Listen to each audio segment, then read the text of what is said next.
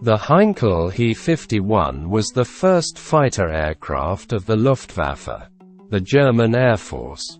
Designed by the talented brothers Walter and Siegfried Gunther, seemed to be a good aircraft, but it was not.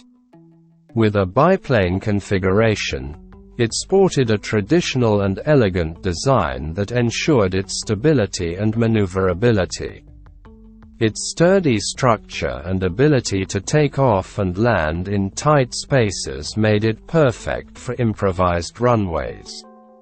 Equipped with a 12-cylinder BMW 6,750 horsepower engine, it had a top speed of 320 km per hour, which was excellent in 1935, when production began, but insufficient by 1936.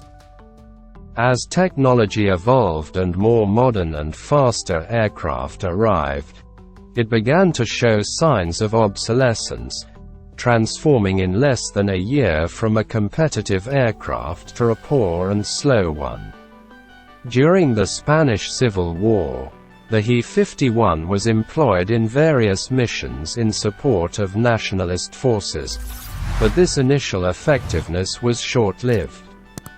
With the arrival of the Polikarpov I-16S, flown by Soviet volunteers, the situation changed dramatically. In direct comparisons between the two, the gap was glaring. The Soviet aircraft could easily overtake and dominate the Heinkel, rendering it virtually useless and incapable of facing air combat. By the end of the conflict, nearly two-thirds of the He 51s sent to Spain had been lost in combat actions. The end He 51 took place in January 1936, when the Arado R-68 began to be considered as an alternative.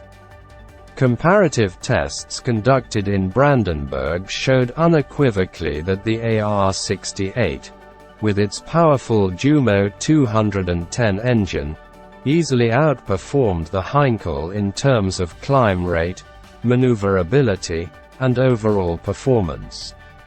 So it was replaced by the 1936 R-68 and the 1937 Messerschmitt Bf 109 as the Luftwaffe's standard fighter.